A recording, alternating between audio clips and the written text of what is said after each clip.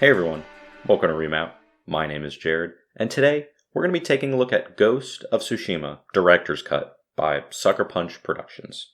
So about a month ago, I was fortunate enough to get my hands on a PlayStation 5 at MSRP, and I had a decision to make. What am I going to start with? There's a whole list of games to look at. PlayStation 5 exclusives, some PlayStation 4 games that were upgraded with better graphics and 60 FPS. But after all the hype I heard around Ghost, and the fact that the upgraded director's cut was on sale at the time, I thought it was a pretty logical decision. Now, this review is going to be as spoiler-free as possible. I'll be discussing combat, characters, and some broad story elements, but none of the specifics. And if you've played the game, you know what some of the specifics I'm talking about are. And as always, before we get started, these are my opinions, and mine alone. So for those unaware, Ghost of Tsushima is an open-world, third-person, action-adventure game. It's set on the Japanese island of Tsushima during a Mongol invasion. This invasion happened in real life, but obviously this is a fantasized version of it. And as you might guess, the goal of the game is to defeat the Mongols and free your whole land, as the samurai Jin Sakai. And I was really interested to see what this game had in store, since the whole open-world action-adventure genre has sort of been tainted by Ubisoft in the last half-decade, with Assassin's Creed after Assassin's Creed, then you've got the Watch Dogs. I was excited to see a new studio's take, and the old Japanese setting made it even more intriguing. But getting into my review, I'd like to start with what I and many others think is the most impressive element of this game. Ghost of Tsushima just might be the best looking game I have ever played. I was genuinely shocked during the title sequence, the title reveal, the title splash screen, at how gorgeous this game looks. Because it wasn't a pre-rendered or even in-engine cutscene. It was real gameplay that looked better than a trailer. Because we all know how it usually is. A game will release a teaser at E3, get everyone excited about the new, next-gen, innovative graphics. But then when the game releases, it's, oh, that's what we get? But with Ghost, it was, oh, that is what we get. And a big part of that wow factor is just the lighting in-game. It's not subtle at all. When you're walking through a forest at the right time of day, you have these blinding rays coming down through the trees, casting these detailed shadows all around you in real time. And the color of the sunlight adjusts depending on the time of day, creating some magical moments as you're exploring through the open world. And Ghost of Tsushima is obviously not the first game to have these elements visually, but there's something next-gen feeling about their quality.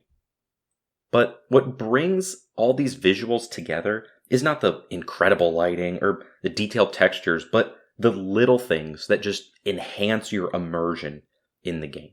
Things like leaves falling in a forest that not only cast shadows as they fall, but actually impact the ground. Most games you play, even the more modern ones, you see a leaf falling down and it disappears when it gets close to the ground. You can actually look at a leaf as it's falling and it will impact the ground. Or the wind blowing through fields that ruffles grass, sways trees and leaves, and the fog that reacts with the sunlight to cut the glare and just make environments look better. And Ghost of Tsushima, it's just a visual treat, and I found myself stopping to admire the view on dozens of occasions. Normally I'll take a couple screenshots when I'm playing a game if I run into cool stuff. I filled up half my PS5's photo storage with just photo mode pictures of Ghost. It looks that incredible. Moving on to the sound design, it fortunately receives this great treatment as well. Because the soundtrack just immerses you in 13th century Japan with wind and string instruments, setting the tone of the game. Because this is not a, okay guys, let's go save the world type of game. It has a much darker, somber tone, as your homeland has been invaded by vicious enemies. And the music reflects this very well. And Sucker Punch does what all great RPGs do, and builds themes through the repetition of certain songs. I know I've talked about it before, but this is one of my favorite ways a game can build an emotional connection with players. It's not as direct as games like Persona 5 or The Outer Wilds, but Sucker Punch does a great job of using music that strengthens the tone of a scene. And just as a side note, I'm a huge fan of the haiku theme and how it comes back around at the end of the game. That's a hallmark of using themes well.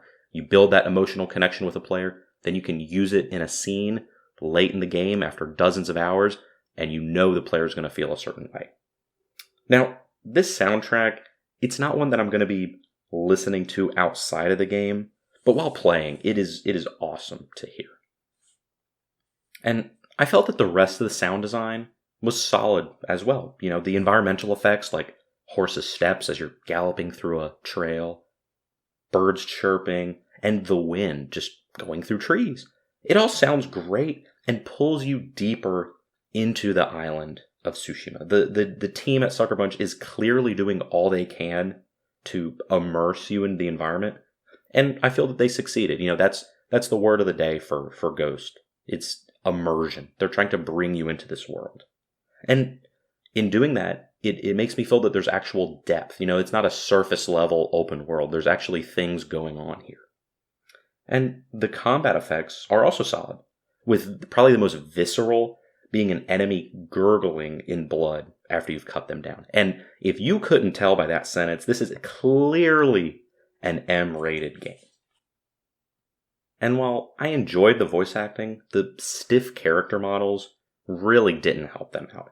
The facial expressions and body language was just not that good, in my opinion, and had a hard time conveying emotion outside of, a few of the cutscenes. But speaking of the characters, I am glad Sucker Punch decided to dive deep into a few characters rather than a dozen or more. Because there really isn't that many characters you interact with regularly, which lets you build much stronger relationships, as you have just so much time to spend with them. It's not like you meet person A in City 1, person B in City... There's like 4 or 5 characters that you'll just interact with the whole game. That's it. However, since this is an open world game, these in-depth quests with this handful of characters are kept separate from the main story. So I really recommend prioritizing these quests and not just sprinting through the main story. This is a common recommendation in RPGs, but I still have to say it again. You'll get a lot more out of the game with these optional quests, as they also help develop the main character, Jin, as well. And as a side note, get ready for some depressing content, as pretty much every single character has had the word will be negative experience with the Mongols. If you didn't already know, the Mongols were a very, very vicious group of people. And the game showcases that pretty well. It's very, very visceral. That's the word of the day. But all these missions serve to develop the overall story and the dilemma of how far you're willing to go to save your home. I won't get into any details, but the theme, do the ends justify the means, stands out as a highlight of Ghost of Tsushima. And it's what I took away as one of the core themes and ideas that challenge you as a player. But before I get into gameplay, I would like to highlight one character performance.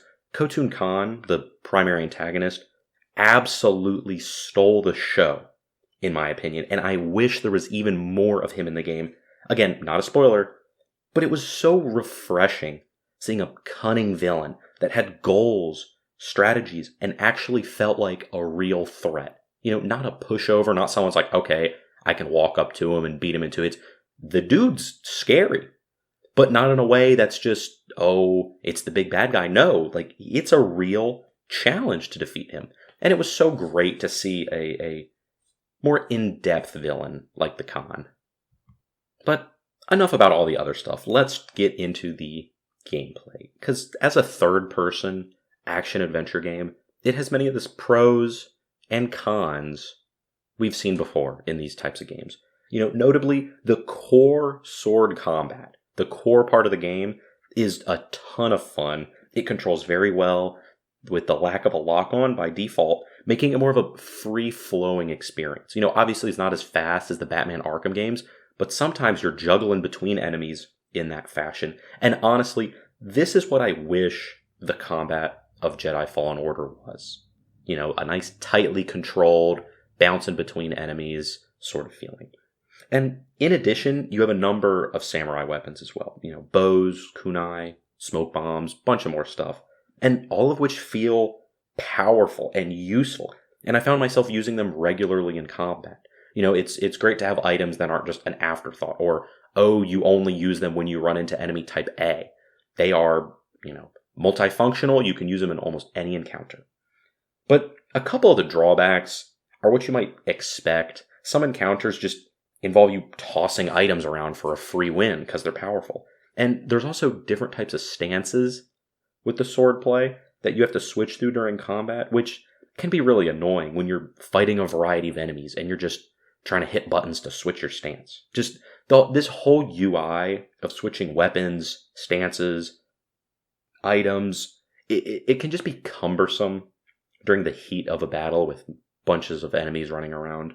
But the duels put all of this to the side and give you some nice one-on-one combat. And it's one of the highlights of the game, just being able to face someone and say, okay, look, I am only using my sword. This is my challenge. Let's see if I can beat it. But unfortunately, the gameplay features a decent amount of platforming, which I honestly hate in these third-person adventure games, action-adventure games like these. I'm here to kill Mongols, not to climb up a hill to get a charm. It's not a waste of my time, but it can be very frustrating after doing it again and again and again. And stealth elements also left some to be desired, with some okay enemy AI and forced stealth missions that, now that I think about it, that's worse than platforming. If you're going to give me a forced stealth mission, I just skip it. It's just awful. But fortunately, like I said earlier, the controls are great, which goes a long way in making the gameplay solid as a whole.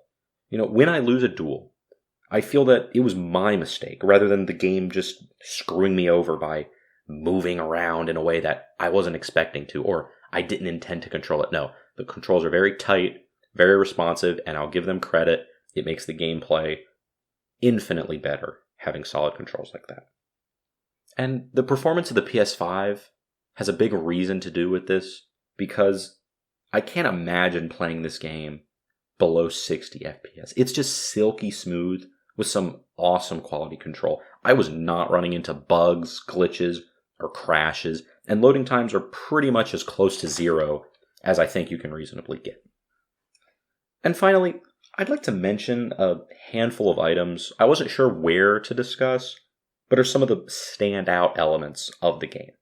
The camera work is incredibly cinematic, with wide shots of characters, and there's literal black bars that appear to make the game feel like a movie. You know how when you're sitting in a theater or sitting at home and the two black bars appear at the top or bottom of a film? That literally shows up in certain parts of the game where it just makes the game feel like a movie. And one of the places the bars appear are these elements called standoffs, which is a way of initiating combat that makes you feel like, a powerful samurai, and you're able to take out enemies with a single strike. It's a very cinematic experience. And the combat animations are also extremely well done, with enemies even crawling away from you in fear as you take out their allies. And Ghost of Tsushima is a game that takes time to master, so that by the end of it, you feel powerful as a character. You feel like you've grown as a samurai, and that you just wipe the floor with your past self. My final comment involves one of the biggest issues with open world games. When you select a mission, it appears as a mission marker on your screen, and you follow it to your objective. And games quickly feel like you're just mindlessly going from objective to objective, and you wonder, what's even the point of an open world? It's just walking between point A and point B, and you don't get to see your environment. Because you don't care, you're just moving on to the next thing. But Ghost of Tsushima does something unique, because when you select a mission, the wind guides you to it. So you have to stop and look at the grass, look at the trees, see which way they're blowing, and that's the direction of your objective. And you're not just blindly walking to the next marker. This makes it so much easier to get distracted by side missions and activities, which make the open world actually feel like an open world. It's actually a world you can walk around and explore, which was just incredible to see and a blast to experience. And I mean, there's even birds that will lead you to different activities as you're walking around. It's just such a refreshing change, and one that made this open world more immersive and fun to explore. I know I've said immersive about 25 different times, but that was really my experience with the game. Every element that Sucker Punch added, I felt was to immerse me just a little bit more into the game. You know, even beyond just the story elements, they just wanted me to feel like I was in 13th century Japan. It just a standout job by the team. And I know it's only January, but I'm confident that Ghost of Tsushima will be at or near the top of my Season 2 recap. It is just such a beautiful game with some cinematic camera work that I got over 50 hours of quality content between the base game and the DLC. Ghost of Tsushima Director's Cut for the PS5 gets an easy A, and I'd put it close to the A+ mark. I don't know if I'm going to give it an A+, but it's very close to that. It is such a great game. If you're one of the 7 people that has a PS5 and somehow hasn't picked this game up, do yourself a favor. Go pick it up. Even if it's not on sale, I would say it's worth it. But that is all I have for you today. Thank you so much for tuning in. You've been listening to Remap, the gaming podcast. My name is Jared, and I hope you have a wonderful rest of your day.